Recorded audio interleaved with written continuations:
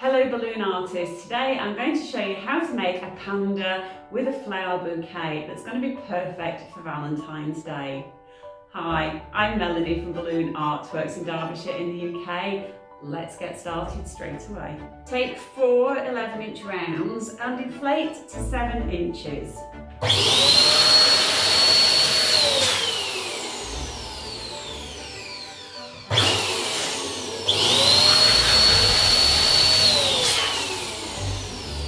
Okay, I'm using pearl ruby red, and I'm just going to size the box, let the air out until that fits snugly through there. And do the same thing with the other balloon.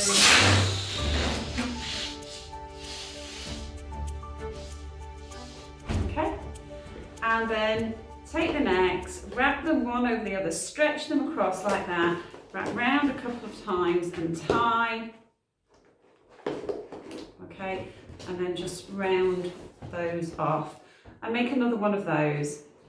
Take your 2 duplets, place one over the top of the other and just wrap them over a couple of times, okay, and that's going to secure those in position.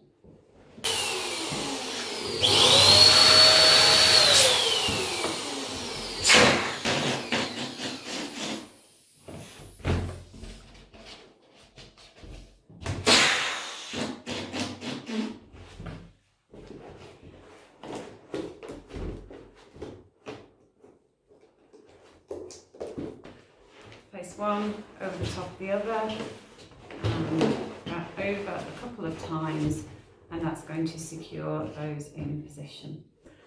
Take a neck from a nozzle from one of the balloons there, pull it up through the centre and wrap round, and just move that round in a figure of 8 until it can't go any further, okay? Now what you can do if you want to for added security is take one of these necks from the top layer, pull it through the base and do the same thing. Just a figure of 8 around, okay, until you lose that. Okay, so that's really well connected. Take a weight, I'm using a water weight, and I'm just going to fit that here, pull it through, right up through the centre of the display and wrap that neck around a few times till I run out of neck.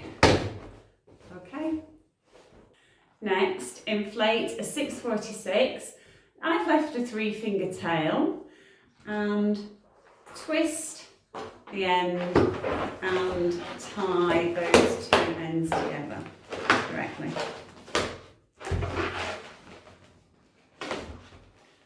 Okay, when I've got to this, I'm not yet tied, I'm holding on to everything.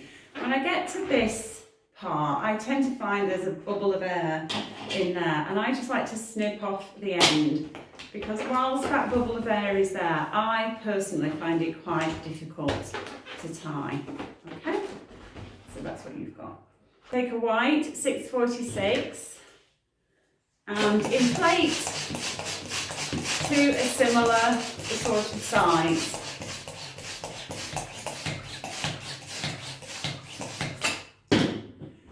Okay, add a little bit of air out. When I first started working with these 646s, I found them very difficult. So if you're at that stage where you find them a little bit difficult, a little bit big, maybe compared to what you've been using, then do try and persevere. Okay, so I've not tied this, just give it a bit of a squeeze, because I do think it's worth the effort of trying to persevere with these, because you can create lots of really great sculptures really quite quickly. Okay, so that's what I've got, and I'm bringing this over the top of where I tied here, okay, and I'm going to do exactly the same things. I'm first of all wrapping the ends around one another, around one another a couple of times, I'm taking the air out at the end here, and at that point I'm tying together. And I do it this way because I find if I've already tied the 646 and then I'm tying it onto here, it does get awfully bulky. And now here I'm just going to trim off the excess here, black. So that's what we've got. Next you're going to want a couple of 5-inch rounds. I'm using Onyx Black, and we're going to create some split duplets. So I inflate and then I let the air out to about hand size, okay? So that's probably about 3.5 inches or so, and then I tie, okay? And I've tied low down on the neck. And then at this point, I just position my fingers either side of that knot and I twist. Okay? And you're aiming to get 2 bubbles that are very close in size to one another. And then take that knot and nozzle, wrap it around. Okay. I make another one of these. And what I do, I pop this in between my little finger and my ring finger, and I just hold on to that, and I can make the next one whilst I'm hanging on to that. So again, we're aiming for sort of hand size. Tie that off. Don't worry if they aren't, this bubble isn't exactly the same size as that one.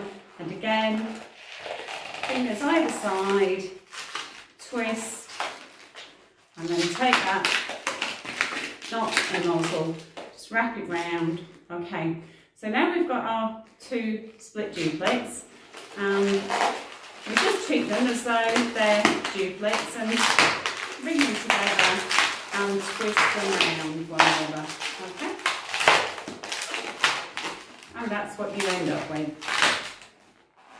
Okay, so your cluster of split duplets, and just attach that to the top of your panda's body. Okay, so just wrap that white with excess in to the top here. Okay. And you can take the nozzle and neck and do the same thing, just to make it even more secure. So take a black 350 and inflate to just a finger or a finger and a half of tail, and then tie that off. Okay? And then split this in half, and then wrap that into the cluster at the neck.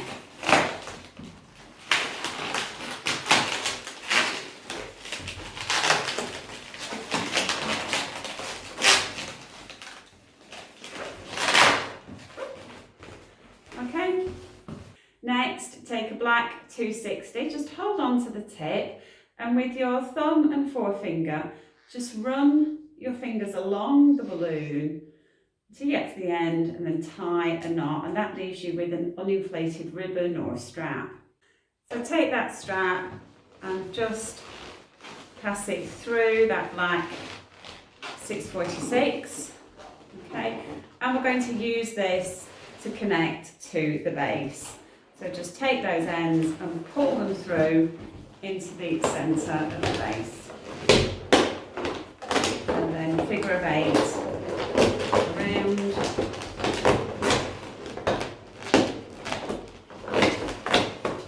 Okay, and once you've done that with one side, do the same thing with the other strap. So just want to secure this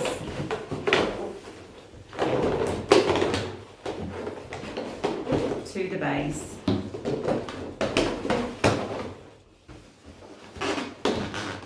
Okay. I'm using one of these North Star Panda heads.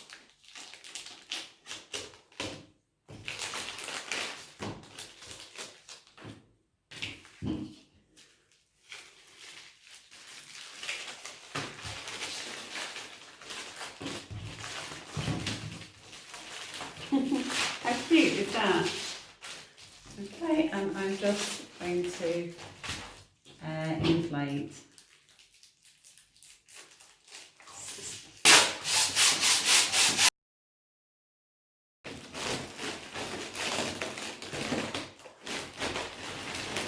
Now these ears are separate chambers. I was starting to wonder whether they were, because it's taken a little time for the air to go through. If you find you overinflate the balloon, I have got a video on showing you how to let out the air, on the foil balloon, so check that out.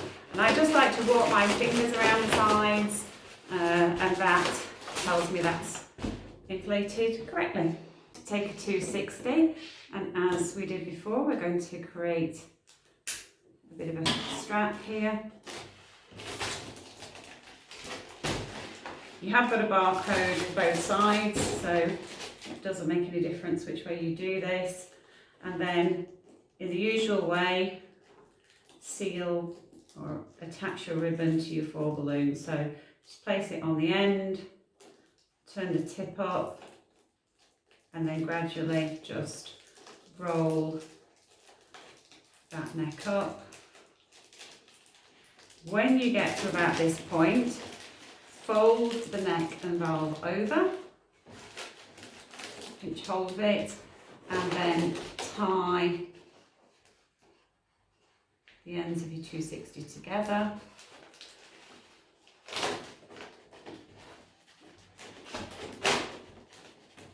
Okay, and then tie a second time. Take the tails of the 260 and just wrap them directly into the cluster of four at the neck. So next, take your flower display and your panda's arms, and I am now just going to tie the ends of the panda's arms together.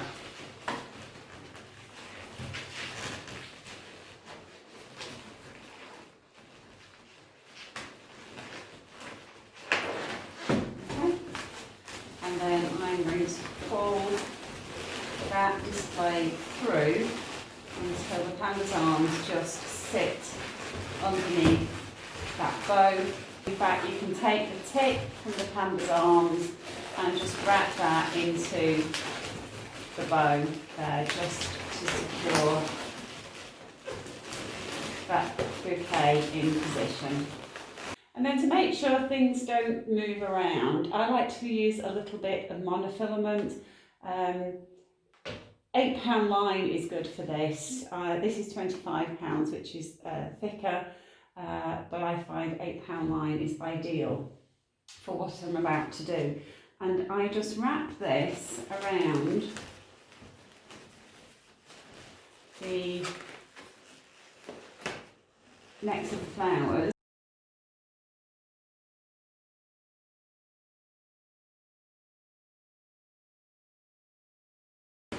This helps your bouquet to last just that little bit longer.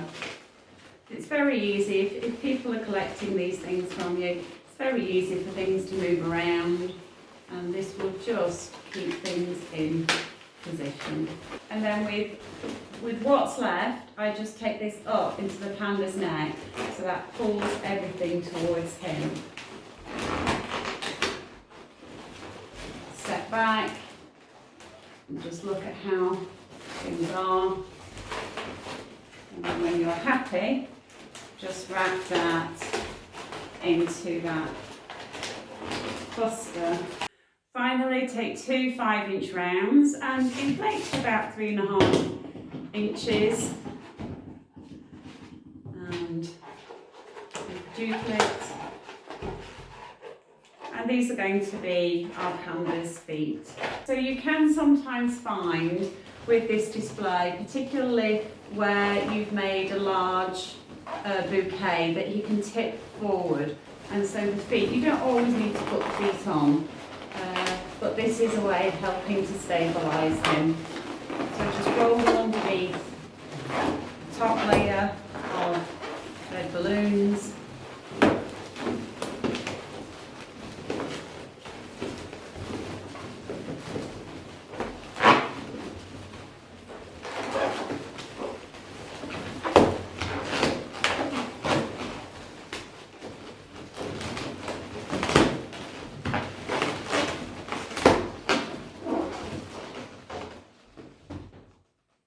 If you've enjoyed this tutorial, I hope you'll click like and subscribe to my channel so you don't miss any of my future videos.